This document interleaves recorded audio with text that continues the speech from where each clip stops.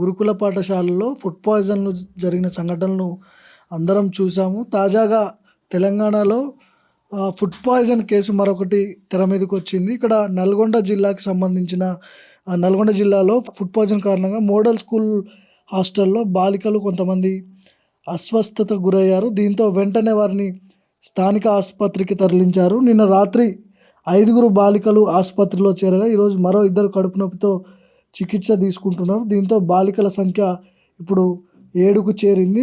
కొన్ని రోజుల నుంచి ఈ ఫుడ్ పాయిజన్ కేసులు పెరిగిపోతున్నాయి. వివరాల్లోకి వెళ్తే నల్గొండ జిల్లాలోని దుగ్గ్యాల మోడల్ స్కూల్ బాలికల వసతి గృహంలో విద్యార్థినీలు అస్వస్థతకు గురయ్యారు. ఫుడ్ పాయిజన్ కారణంగా వాంతులు, తీవ్రమైన కడుపు నొప్పి రావడంతో వారికి వెంటనే దేవరకొండ ప్రభుత్వ ఆసుపత్రికి తరలించారు. ఈ నేపథ్యంలో చికిత్స పొందుతున్న విద్యార్థినీలను కలెక్టర్ ఇలా త్రిపాఠి మంగళవారం రాత్రి పరామర్శించారు. ఈ ఘటనకు సంబంధించిన విషయాలపై ఆమె ఆరా తీశారు. విద్యార్థినులకు మెరుగైన చికిత్స అందించాలని వైద్యులకు కూడా ఆమె సూచించారు. అయితే కలెక్టర్ మాట్లాడుతూ హాస్టల్లో ఫుడ్ పాయిజన్ జరగలేదని, 2-3 రోజులుగా విద్యార్థులు సరిగ్గా ఆహారం తీసుకోకపోవడంతో నీరసంగా ఉన్నారని కలెక్టర్ చెప్పుకొచ్చారు. ప్రస్తుతం వారి ఆరోగ్యం నిలకడగా ఉందని అక్కడ వైద్యులు వెల్లడించారు. అయితే బాలికలు మాత్రం తాము తిన్న ఆహారం కారణంగానే ఇట్లాంటి పరిస్థితి మాకు వచ్చిందని చెప్పి బాలికలు అంటున్నారు. దేవరకొండ ప్రభుత్వ ఆసుపత్రిలో అస్వస్థతకు గురైనటువంటి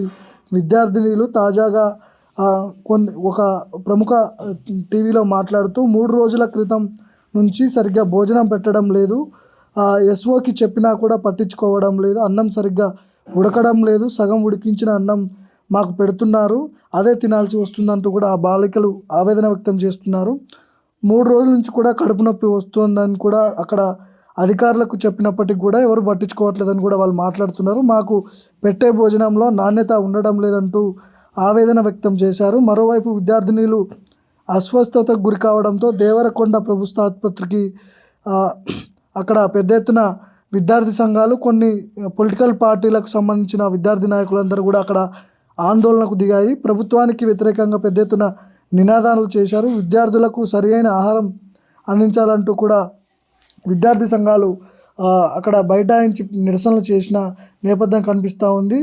గత కొన్ని రోజుల నుంచి కూడా తెలంగాణలో గురుకుల పాఠశాలలో కావచ్చు, ప్రభుత్వ స్కూళ్ళలో ఇలాంటి పరిస్థితి కనపడతా ఉంది. అయితే ప్రభుత్వంపై పెద్ద ఎత్తున వ్యతిరేకత వస్తుందంటూ కూడా ఇటు బీఆర్ఎస్ కావచ్చు, బీజేపీ కావచ్చు, 2 ప్రతిపక్ష పార్టీలు పెద్ద ఎత్తున ప్రభుత్వంపై మండిపడుతున్నాయి. చూడాలి ఇంకా ఎట్లాంటి ఫుడ్ పాయిజన్ కేసులు మనం చూడాల్సి వస్తుందో తెలంగాణలో అంటూ కూడా పెద్ద ఎత్తున చాలామంది ఒక చర్చ అయితే దీని మీద చేస్తున్న పరిస్థితి కనిపిస్తూ ఉంది.